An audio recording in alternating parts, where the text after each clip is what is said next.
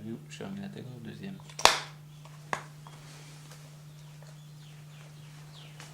So we were speaking about Manikda as an actor. Could you explain how he did put the actors in the right mood at the right moment? Did he have some special way of doing this?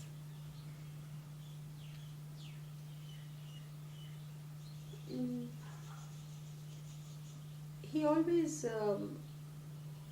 created the right mood. The main thing was that all his actors cooperated with him completely.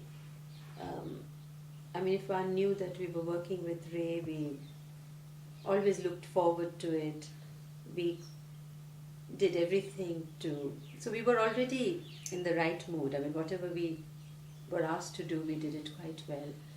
And the memory game we played on Days and Nights of the Forest, the memory game. We just got into the mood. We were just playing it all day. And then so many things. His camera was capturing all of us doing our... But we just... somehow it was very easy to get into the mood. I don't really know what the trick was. Everything seemed so natural. There was no tension on the set ever with him. Though nobody spoke loudly and everybody was friends, the camera. Subroto Mitra used to take hours to light up during Devi. But after that, Shomindu was very, very quick. So, I don't think he had any special technique to make people relax. It's just that his whole presence was so calm and so reassuring that one felt at ease. One knew that no matter what you did, you would look all right. You had total faith and trust on the director. So I think that helped perhaps. Even the last scene of Devi when I'm supposed to be going mad, and even that wasn't difficult. Or I mean, you didn't have to spend hours getting into the mood. Or for that matter, I saw him handling Chobi Vishwas when he has to remember all those lines, and he was an elderly man, and he had to quote from the slokas. So, and even that he did it quite easily, although he was very keyed up and tense about doing it properly. But when the time came, he did it brilliantly well, without any. So I think Manikda managed to make his actors relax. Be completely, like, not be aware of the camera at all. And we didn't realize that there was such a thing as a camera. We just did it, and the moment was captured.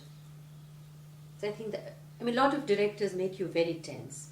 And this, today you have this scene and you have to do it like that. And the more you do, the more...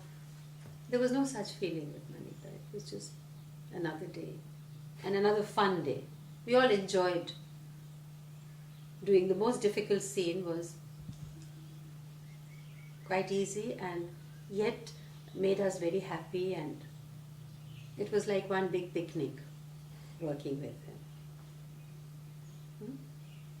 You were mentioning the memory game in Days and Nights in the Forest, which is one of my favorite scenes of all its films. Could you explain about the shooting of that scene and how it went, how long did it take, and you were telling about the fact that you were actually playing and not acting. We spent, for shooting of Days and Nights of the Forest, it was in the middle of summer.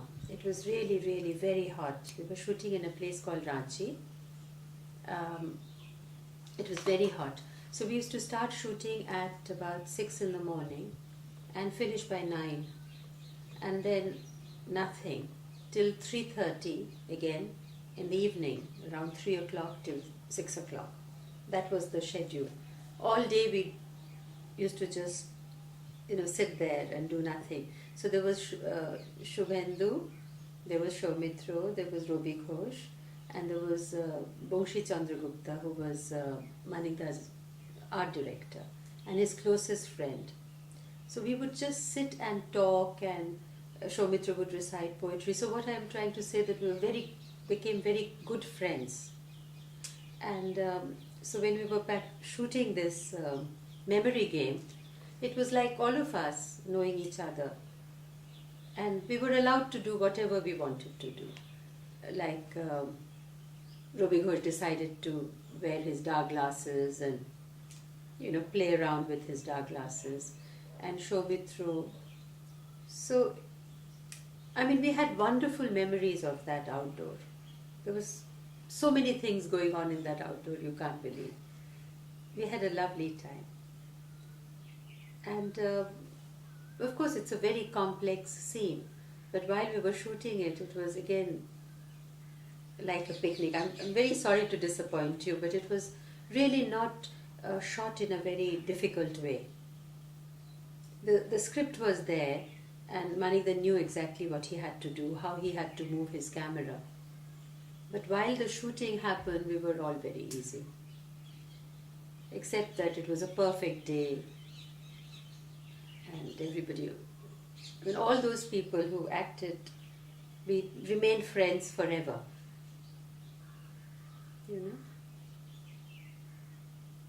And Manikda's birthday was on just the day before or the day after that. So this huge cake had come from, Simi had ordered a cake from Calcutta, and we had a birthday party for him.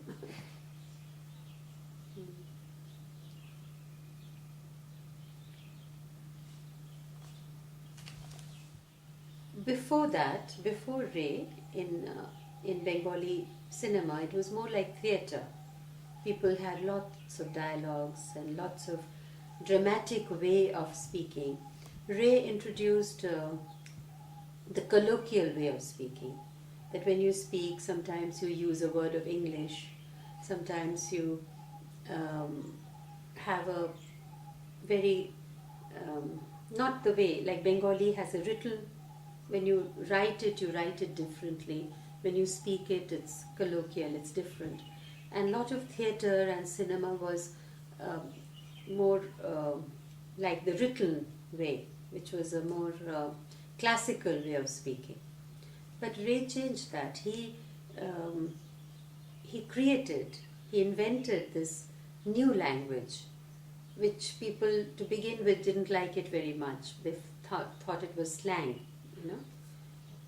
But that is how one normally speaks. You can't expect a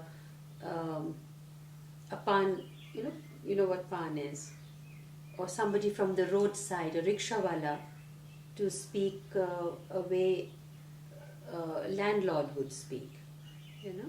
Like in the music room, Jalsha Ghar, the way Chabi Vashwa speaks. You can't expect somebody from the village speaking like that. So he changed all that. So there was hardly any words. The cinema was cinema. Cinema was more than theatre, more than just speeches. It was more silence. There was more background music, radio playing in the background, or birds twittering.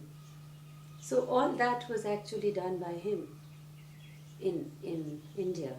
He changed the grammar of cinema quite a bit. So, about intimacy also, there was not holding hands or very romantic dialogues or songs. It was done in a more subtle way. So there was nothing censorable. I don't think censors even cut anything of his, really. Unless it was a political statement, perhaps. But to my knowledge, I don't think he ever had to face a censor problem. Because half the film was edited in his mind anyway, so there was no scope for very little editing. He never shot beyond he didn't have so much money. He didn't ever have the budget to shoot more and then edit at leisure. So it was always to the point, and most takes were just one take, okay. Very rarely there were two takes, or very rarely. So I don't think there was anything censorable. Yes, there was a problem with him in that film, Pratidwandi. The nurses went on strike because he had shown a nurse making an extra money by being also a sex worker. But that was, the nurses felt offended. That why must you show our profession to be like that? But nothing to do with censors. But I think, isn't it wonderful the way he shows, just with a hairpin or so much. After one cigarette, after lunch.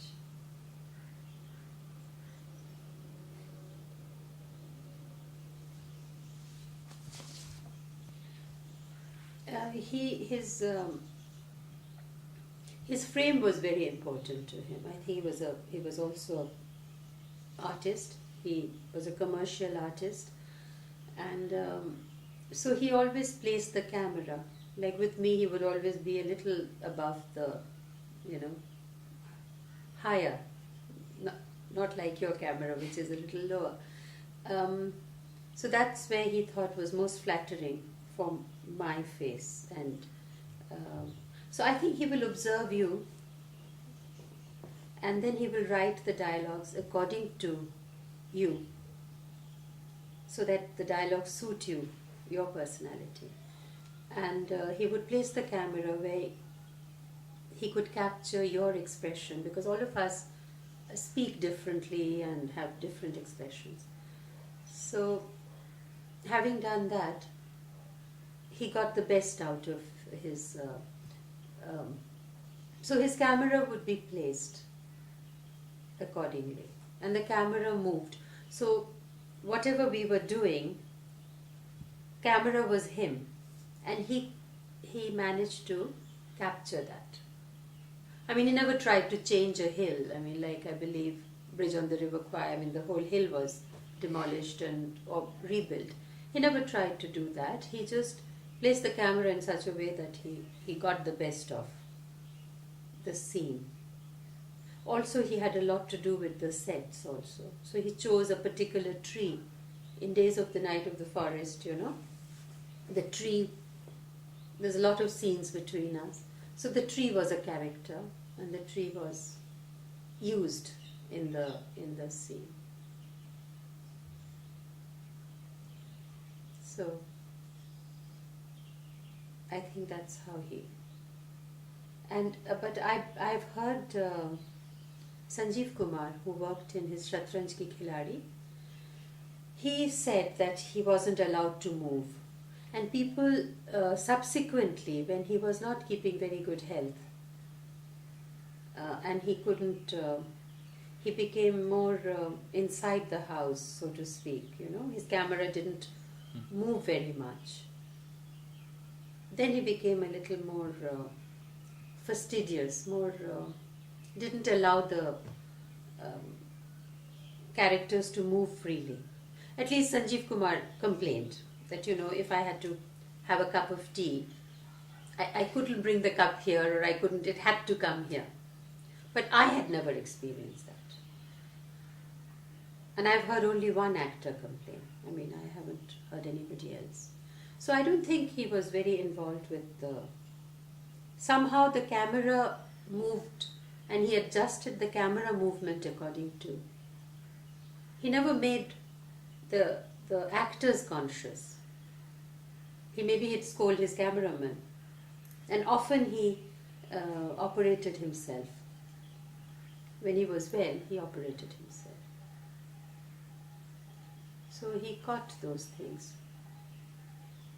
And he would take quite a little bit, even after the scene finished, he would allow the camera to run for a while before he said cut. So maybe that's how he captured it. I don't know if I've been able to answer your question, but I think that's how he did it. Because he placed the camera in the right way.